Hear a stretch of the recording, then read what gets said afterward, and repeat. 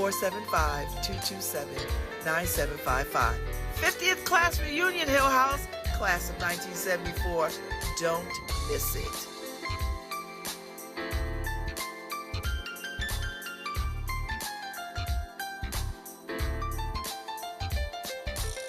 Hi, this is Babz Rawls-Ivy from New Haven, Connecticut, and you're listening to WNHHLP 103.5 FM, streaming live at newhavenindependent.org.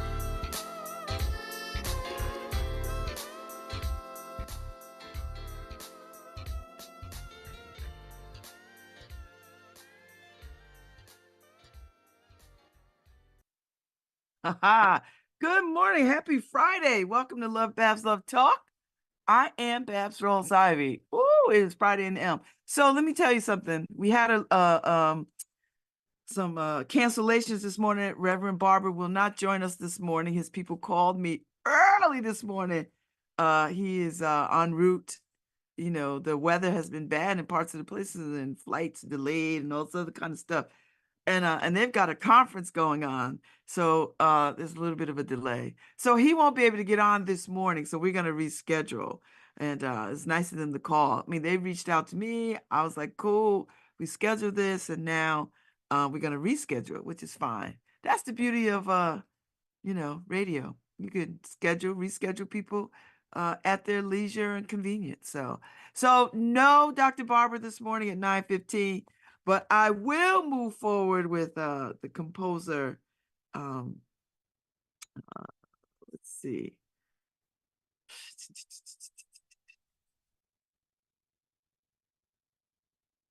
Martin Hebel and Margaret Astrup from Bethesda Lutheran. They're doing a concert for Iris to Sunday. And so they're coming on to talk about this and Between the Tides. And people are buzzing about this. So hopefully they'll raise a lot of money for Iris. But they're coming on at 10:15 to talk about music, social justice, why they're doing this, why composer Martin Hebel is all about this social justice life and creating music that reflects that. So I'm delighted to have them on at 10:15. So stay tuned for that. So anyway, yesterday was a great day. Yesterday was one of those days where all the lights were green. Like everything that I needed to do yesterday, I just got through and did, and it was nice. You know, my good friend, sister friend, great love, Sarah Lulu blew into town, and she's still here somewhere in New Haven. Actually, I know exactly where she is. She's over at E-Phase. I don't know if they're up. She might be on a call because she had meetings this morning and she stayed an extra day so she could hang out a little bit more. So anyway, I'm glad she's here. It was good. So let me run down yesterday. So yesterday was great. So I'm on air. My daughter, the Go Girl, picks her up, brings her here. She does meetings from MySpace. Because we could, as long as you got a laptop and some Wi-Fi, you could meet anybody in the world. So she was here yesterday. I had 50 million things to do. I went to the Hall of Change luncheon yesterday, which was really good. It was a luncheon for justice professionals hosted by Hang Time / Her Time, Charlie Grady, and the Hall of Change folks. And it was, anybody and everybody was in this space. The U.S. State's Attorney, law enforcement, elected officials, New Haven's mayor. I mean, it was all kinds of people in the space yesterday. And it was really, really, really nice to see all these people in the room to talk about policing, social justice, humanity, all those kinds of things. It was really good. High five to Charlie Grady, who has just dedicated his life to reentry and to second chances and third chances. And I mean, it did my heart good. And I knew so many people in the space. I got to see Jackie Purcell. She orchestrated giving Charlie Grady an award. So we got on stage and we gave him an award. It was just a wonderful day. I got shouted out a couple of times by the mayor. I got shouted out by the commissioner of public safety, Ronell. So it was really, really nice. You know, you never know who listens to you, you know, in the world. So it was really nice that he was just like, you know, Babz, I listen to you. I'm like, oh Lord, child, listen to me with a two fingers of scotch. I'm telling you. Uh, so it was really good. It gives me hope that we could get somewhere around justice impacted people and their return to society. You know, like that, like we really have to wrap our arms around what policing looks like, uh, uh, what reentry looks like. You know, seriously, we really have to, you know, to look at that. So Ronald Higgins used to be the police chief at Yale, and then he went, you know, jumped up to commissioner of for the state of Connecticut for emergency services and public protection, um, which is nice. And um,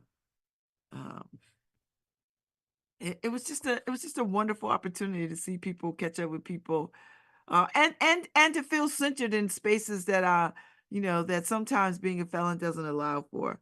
So it was nice. I'm always taken aback by the people who work in this, you know, area, who dedicate their lives to working in reentry. You know, I mean, I do what I can where I can, but you know, I'm not running an organization that, you know, works with people, but the people that I know do. And I had an epiphany when I was sitting there about, you know, what to do with this money that I've raised through the Freed Women's Fund. And I have a sense, so I'm going to make some calls today, and because I said I would give myself a year to raise some money, and we raised about $20,000. We raised about $20,000, and I know exactly where I want to give it to. It wasn't clear certain where I wanted it to go, but now I'm pretty clear. I sat in that room yesterday and I heard some things that really, I think, you know, I never believe things are coincidence. I always believe in serendipity. I believe in divine providence. And I was supposed to be in that room yesterday because there was something there was a word for me in that room and I got it. So I got it. So that was yesterday. The luncheon was great. You know, at Albertus Magnus College, which was really, really nice. I hadn't been in that school in a very long time. You know, they spent some money. They put some money in that place. I was like, whoa, look at you, Albertus, coming through. So they put a little money into the space because it didn't look like that when I used to work there and teach there and walk through them halls. It was always, it just looked like, you know, college of last resort. But now they look like players. I mean, they look like they about it. So that was really nice to be in that space. So that was yesterday uh afternoon to afternoon. Then I had a wonderful conversation with Shah. She's working on a project that she is dead serious about, and I'm dead serious about it for her. So that was a good conversation. And then I made my way over to Possible Futures, and I met, here's the book, Better Living Through Birding. So you know this brother who that white woman in Central Park was like, he's trying to kill me. And that brother was like, what? I'm just looking at birds. Lady, I'm not even into women. So I'm like, I mean, I know women, I like women, but I'm not trying to harm you, chick. So anyway, you know, he gained a great deal of notoriety. He had got a Nat Geo show, series, bird watching, and he has a book out. He has a book out.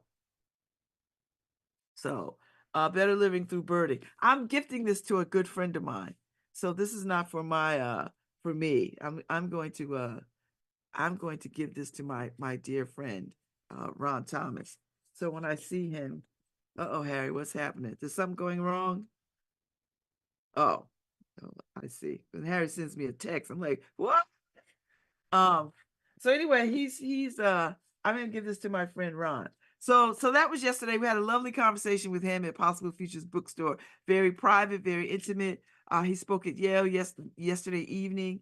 Ife took some students because she's doing a social justice reader for the Institute Library. So they got these young people, and so they went to participate and hear him talk about his experiences of a Black man in the natural world. So this is the book. Beautiful book.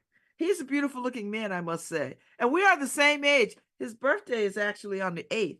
My birthday is next month on the 2nd. And so we drank some kava and toasted each other's birthday. He's going to Texas to watch the eclipse because I guess that's where the better view is. I'm going to be right here and see if I can see it from the porch. You know, and everybody's all hyped up about it. I've seen some solar eclipses in my life. I mean, I'm 60. I've seen some. So, I mean, yeah, listen, I'm a girl for the stars, the moon, all of it, but I'm not going to travel anywhere to go see it. So if I can't see it from the porch or somewhere in New Haven, I just won't see it. So anyway, that's where we are with that.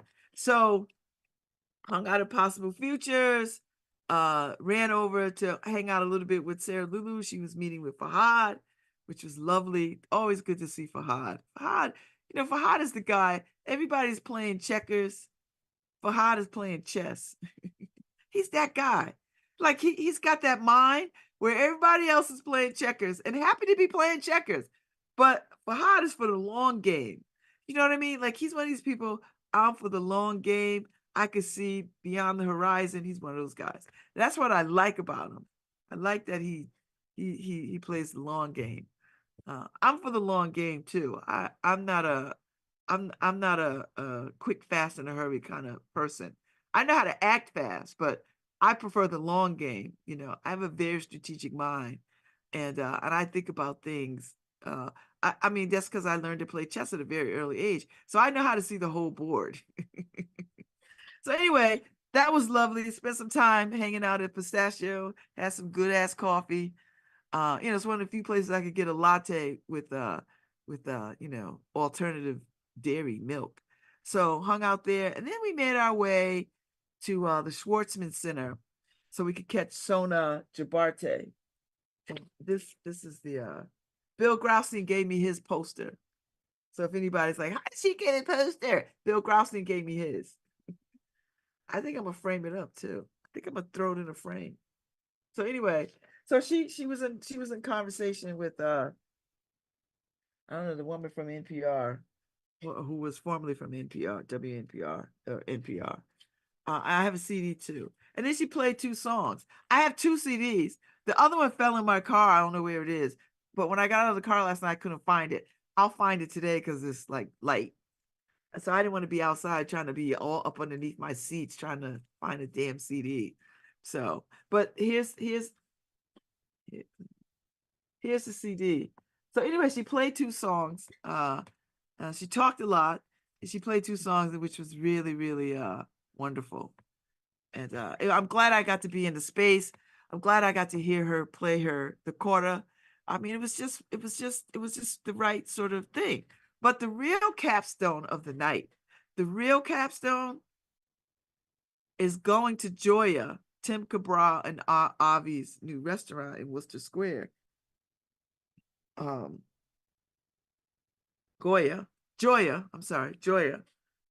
And Markeisha joined us, me, Ife, and Sarah, like old times, sitting in a restaurant, drinking, laughing, eating good ass food, and closing the place down. I can't tell you when the last time we shut a place down. Like we used to shut down Amoy's all the time, you know. So anyway, that was good. It was wonderful. We had a wonderful little waiter named Steven, cute as he could be. He went to school with Raven, you know. So that gives you some sense of how old he is. Ife's daughter, Raven. So he went to school with they then. And So we had a good time. I mean, we had a really good time. You know, we laughed, we joked, had some good food, had really great dessert, drank good wine. So I started my gin education. So, you know, they have their version of a gin and tonic, which was quite refreshing, I must say. Quite, quite refreshing. So I'm like, all right, I'm committed to this gin journey. So I saw Tim Cabral. He was like, it's about damn time.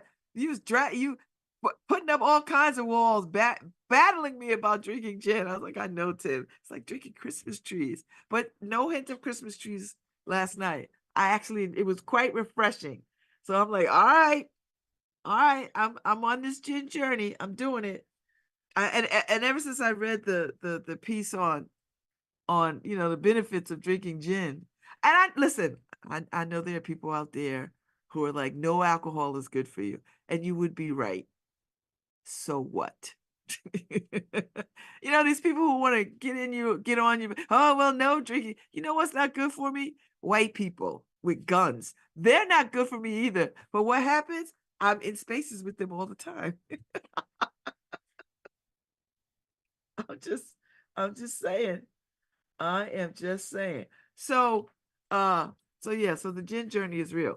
And listen, I know alcohol's not good for you. At any, it does all kinds of things to the body and blah, blah, blah, blah, blah. There's some benefits to it. But so does, no one will kill me faster than alcohol, milk. You know how harmful milk is to me? Milk does not do my body any good. It'll kill me. And so so on one hand, I'm like, okay, I hear it. On the other hand, I'm like, well, I could tell you a few things that'll kill me dead right now that people think are good. Will just kill me. So there you go. So I'm gonna have a drink. I'm gonna have a cocktail. I'm not gonna have a life without cocktails. It doesn't matter to me. You know, if I'm supposed to die, and we all are, I'm going to die. But I'm not going to live a life without champagne and cocktails. I'm just I'm just not. And if I find myself in a nursing home, I hope my younger friends like Sha, Juanita, and uh and those will sneak drinks in for me. Because they're like, they're old enough they're young enough to be my children. So I'm hoping that, when I do get to assisted living or whatever, when I'm in my 90s, that they'll slip a flask in of some good liquor. Be like, you know, and don't be concerned about the doctors who are like, oh, this is not good for her. I'm like, I'm 90. Like, what? Are you kidding? Are you I listen, I think anything after 75 is all bets are off. When I turn 75, I might pick up smoking cigarettes again. I I'm not kidding. I might just pick up cigarette smoking at 75. We'll see. I might pick it back up. I'm not gonna take the chances right now because I'm at 60. Mm-mm. Life is too sweet. I don't need no additional health problems. So I'll wait. I get to 75. I might pick up a pack. I might pick up a pack of cigarettes. And, I like the French cigarettes. I like listen, I already smoke cigars. Um, but I get to 75. I mean, like, you know what? Let me smoke and drink. See how far that gets me. I am not kidding you. So I'm just saying. Smoke and drink and move to a blue zone. And the blue zones, right? Where they have documented research that people live in these blue zones live to be well into their hundreds. I mean, I would like it if all my friends could go along with me. Like, I don't want to be in a blue zone by myself. I mean, I would make friends. Don't get me wrong. I make friends everywhere I go. What do people say about me? Babz will build community out of anything, anywhere. I don't know if that's a compliment or a diss. I don't know. The jury is still out on that. But I will build community just about anywhere. I find myself in Russia, I'm building community in Russia. I find myself in North Korea, I'm building community. Me and the other dissidents. Babz and the dissidents. I think that's a good name for a band. Babz and the dissidents. Or Babz and the malcontents. Babz and the Malcontents, or Babz and the Malcontent dissidents. I like it. That might be a good ass. It could be what do they call it? An anger band, a rage band. Rah, rah, rah, rah, rah, rah, rah. I like it. Don't you like it? I like it. I love it. So anyway, um, that's what I'm thinking about. Idle minds are the playground for the devil. Do you want to get funky with me? Do you wanna? So, uh, so that was last night, and I got home and I felt very happy. I feel happy anyway, but last night was a float night. It was just like, my girl Sarah Lulu was in town. We're all together. So tonight, today I got another marathon kind of day. Um, you know, uh, I'm meeting Soul Stitch June 2024, baby. You hear it here. You hear it here. So I'm having two meetings back to back about that. I'm excited beyond measure. When you get a dream, when you ask for something and you get it, it is the most amazing thing. And to be handed to you pretty much on a silver platter, it is crazy. It is crazy good. It is great. People notice that I'm enjoying quite the renaissance in my life, quite the renaissance. And I'm not trying to remind people of the path that it took to get me here, because people do a good job of trying to remind me of the path that got me here. And there's no shame in my game. I listen. You stay in that story, that narrative, whatever you want to do, you do it. But let me tell you where I'm at. I'm over here. I'm over here getting it in, getting it in, getting it in. So yeah, so that's today. And then myself, Sarah Lulu, and the fabulously talented Susan Clinard, we're gonna roll up to Hartford Stage to see Sanctuary City, directed by our own Jacob Perdone from Long Wharf, artistic director for Long Wharf Theater. So he is directing this play. So we're gonna go see that tonight.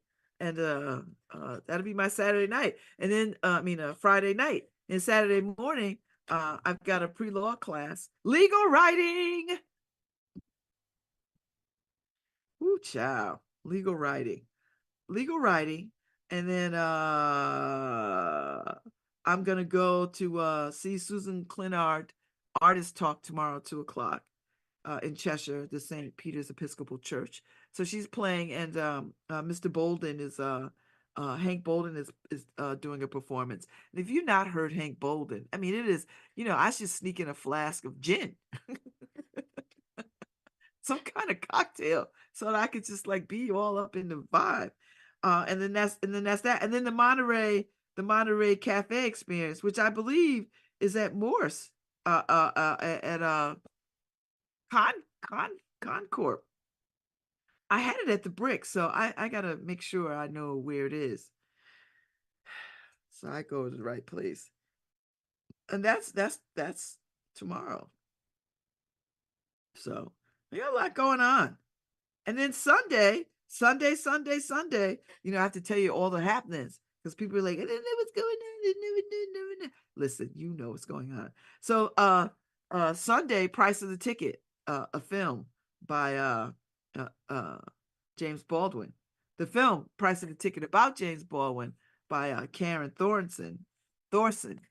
I had her on the show the other day. She was an actual friend of James Baldwin, and she said some things in that conversation that I didn't know. I didn't know he always wanted to be a filmmaker. Like, he always wanted to be a filmmaker, and he was about to step into that role, and then he died. And so she just took the opportunity to just change the direction of what they were going to work on in the film and make the film about him.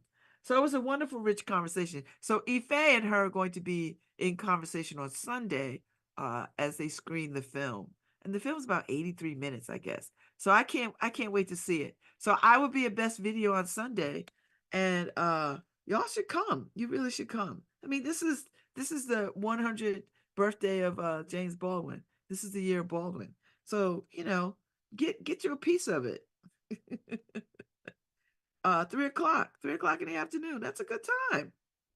That is a really good time on a Sunday. You know, it's a good time. So, and that's my Sunday. So that's my weekend. And ta-da, ta-da, ta-da, ta-da, ta-da. See what happens. We're gonna move. We're gonna take this. We're gonna call this thing exactly what it is. What it is. What it is. So yeah, it was lovely to see Tim Cabral and Avi in their space last night. It's such a beautiful space, and they're working on the rooftop now. Because it's gonna have a rooftop. I was like, I'm here for it. I am so here for it. I'll be up there hanging out. I'm having some tea this morning. I've been taking to having tea. Why? Because I did not ground my coffee beans to have coffee. So maybe I'll do that Sunday evening. I'll ground, I still have some Jamaican beans that I need to, Blue Mountain. I still have some Blue Mountain. Marquisha will just die when I tell her this. I have some Blue Mountain beans that I need to grind. So maybe I'll do that Sunday. Because, it's time for me to drink my Blue Mountain coffee. What am I saving it for? Because if I die, somebody else is going to drink it. So somebody else is going to drink the Blue Mountain coffee. So it might as well be me. I might as well drink it while I'm alive. Do you know what I mean? I might as well drink it while I'm alive. So yeah. So, I'm still paying attention to what's going on in the world. I'm still paying attention to what's going on in Gaza. Now these people are desperate. They're hungry. The World Kitchen people have shut down operations. And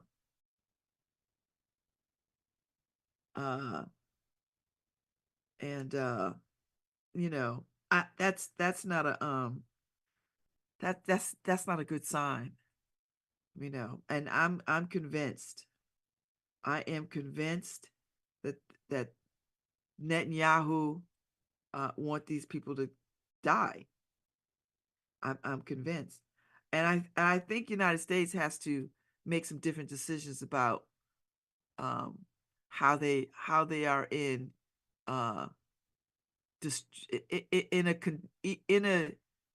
in a destructive relationship with Israel around this.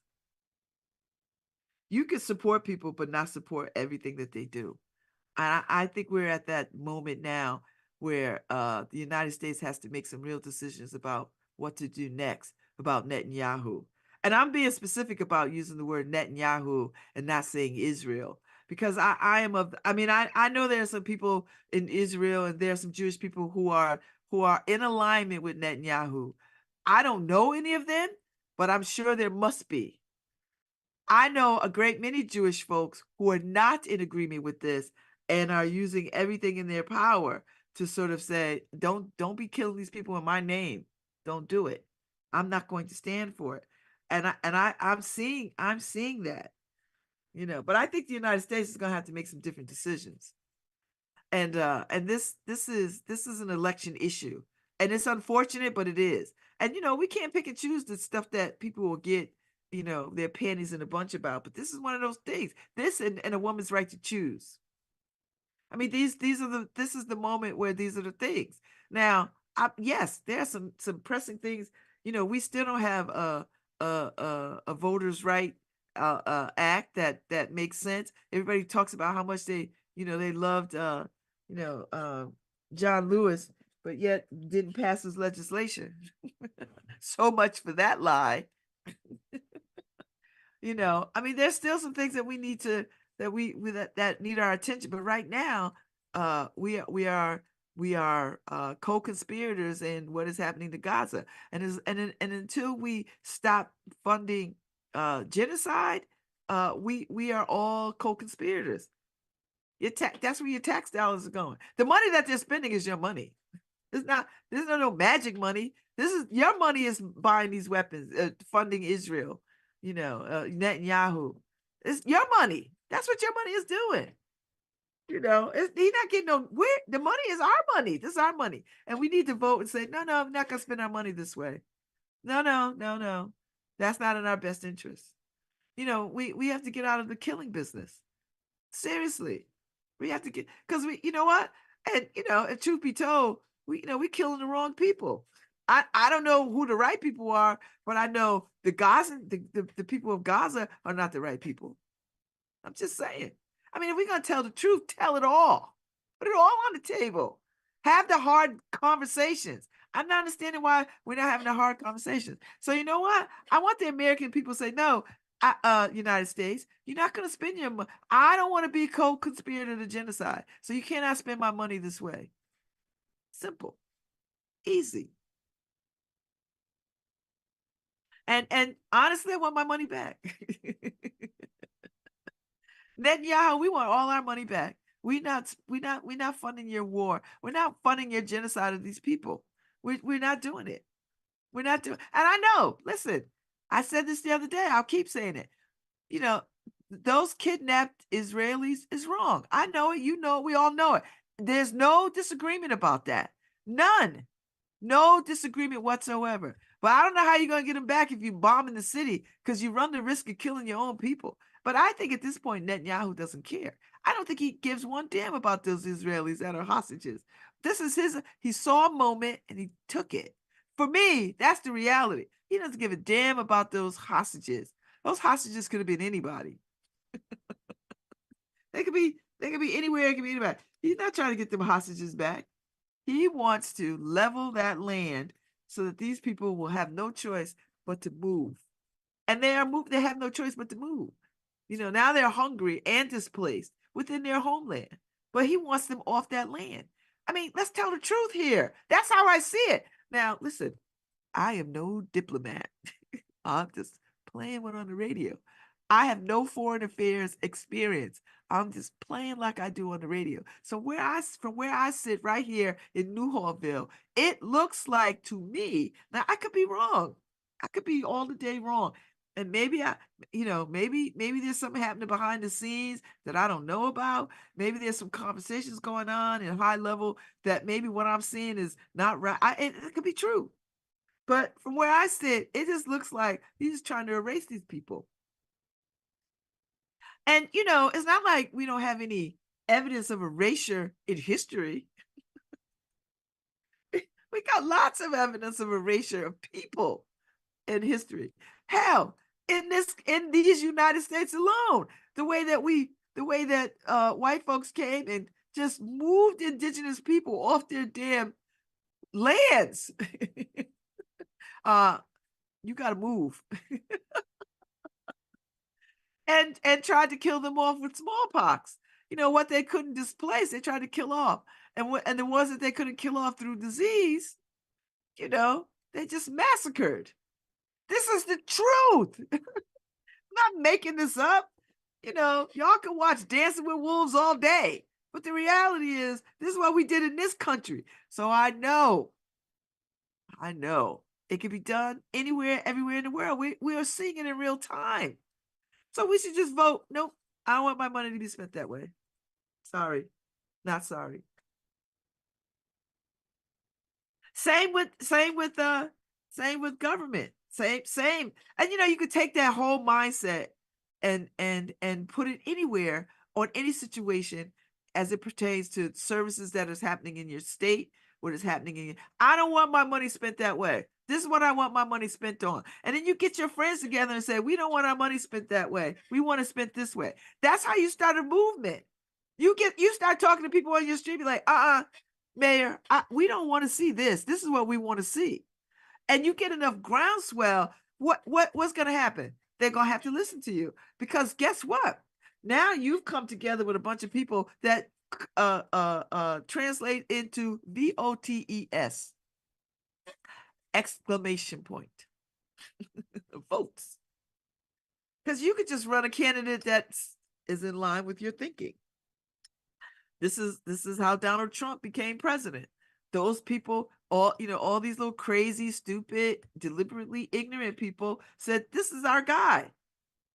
And all the intelligent, smart, bright people like, oh, I couldn't, no one would vote for him. They wouldn't do it. Oh, I'm not worried. Then they wake up the next day in a nightmare. And you can't tell me Hillary Clinton would not have been a better president. You are on crack. You are smoking some new crack if you could tell me Hillary Clinton wouldn't have been a better president than Donald Trump. You got to be kidding me.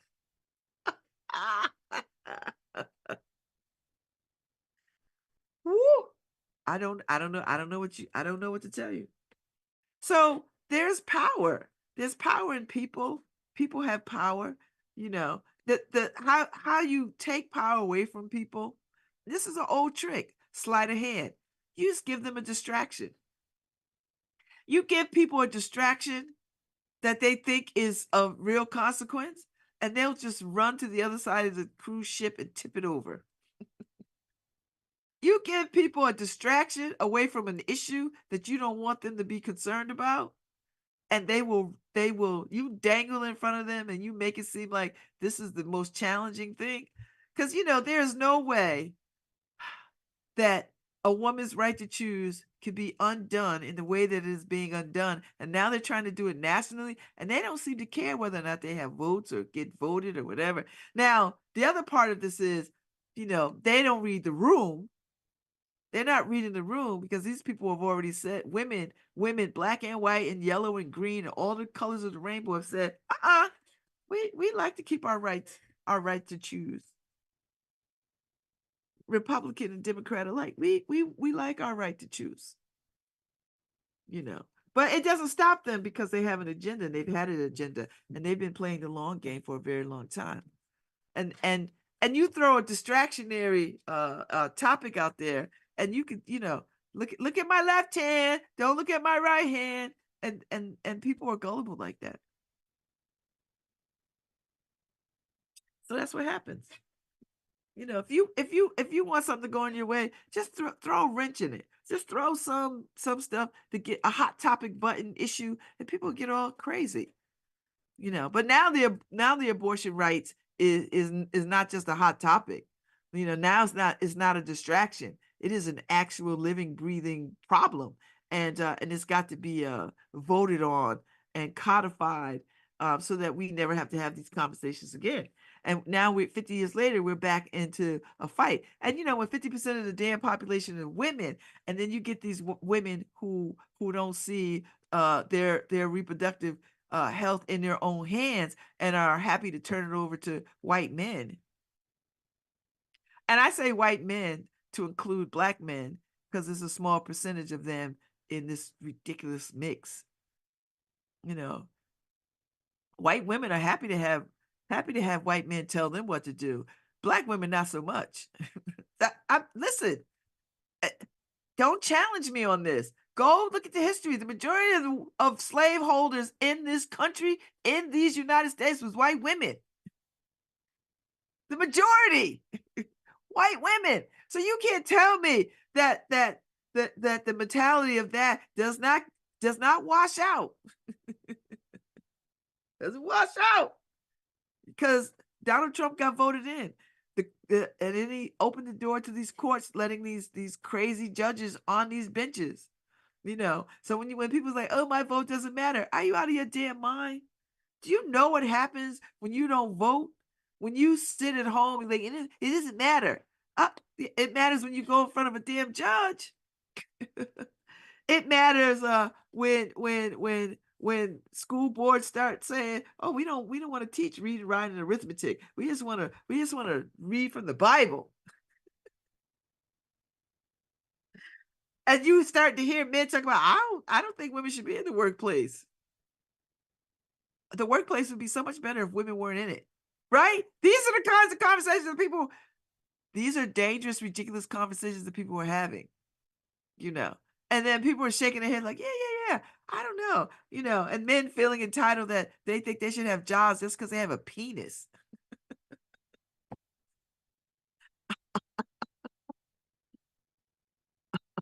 Listen, women, we should just go buy penises in the store and just like put them in our handbags. So when we're in these conference spaces, we just pull our penises out and slam them on the conference table. I was like, now who got the bigger one? Because if we're gonna go down the crazy path, we might as well go all the way. We might as well just listen. I want every woman who can hear me today go and order you a penis and put it in your handbag. Now, if you pull it out at work, these men might sue you for sexual harassment because they might feel some kind of way. I feel harassed.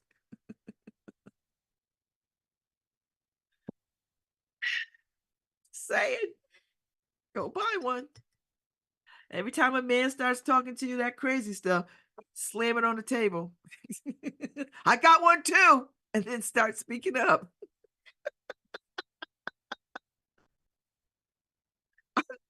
You think I'm kidding? I'm not kidding. Because aren't you tired of it? I'm tired of it. I'm tired of it. I'm tired of these. And I'm in a precarious situation. Black women are in a very precarious situation because we're the most educated people on the planet, right? Not only are we the most educated, but our genome, the mitochondria, carries the genetic code for every kind of person there is on the planet. Nobody else but Black women carry this. Nobody. Nobody. Not white women, not Latina women, not Black women are the only people on the planet that carry the genome, the DNA, the genome code for every kind of human on the planet. We do. Nobody else. So if anybody's going to swing big penises, it should be us. This ain't Texas.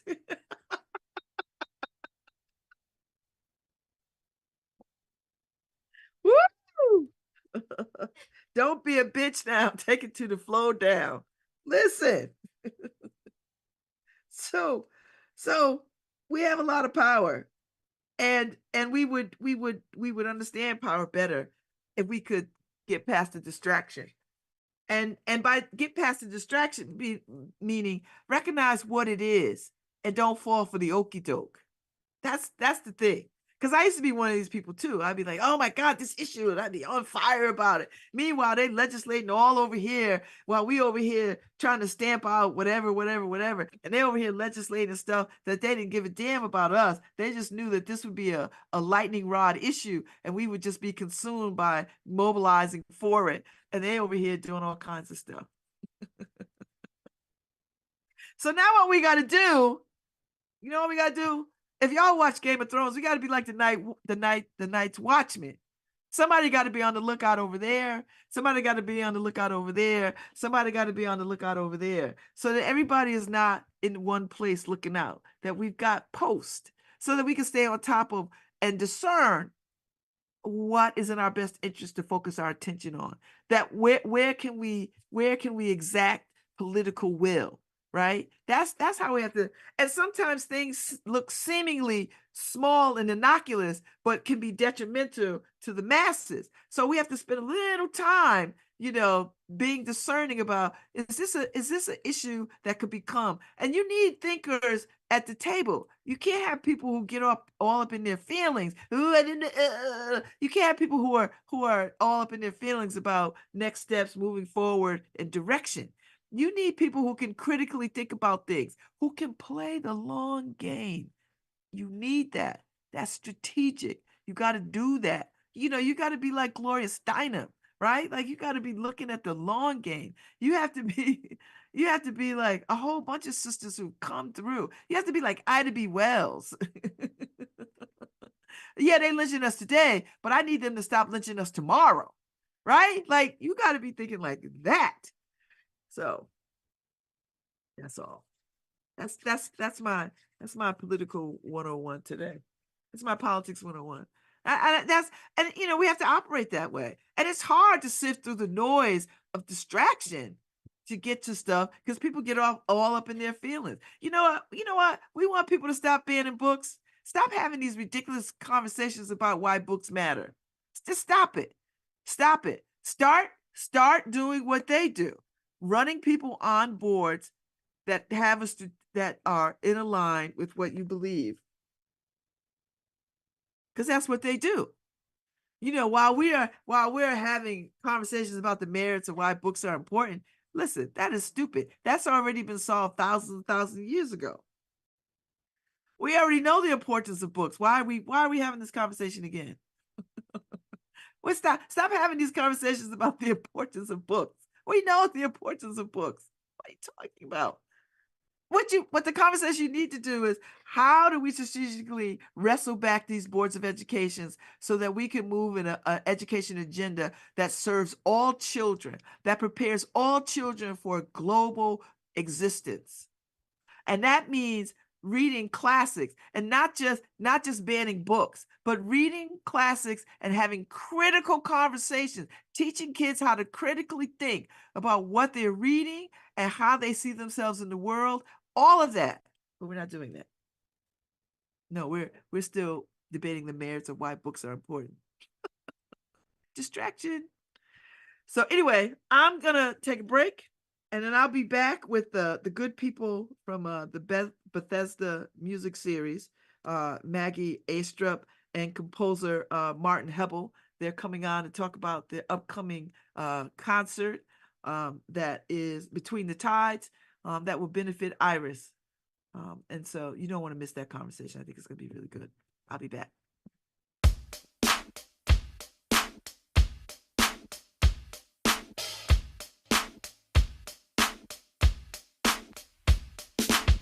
Hi, this is Babz Rawls-Ivy from New Haven, Connecticut, and you're listening to WNHHLP 103.5 FM, streaming live at New Haven Independent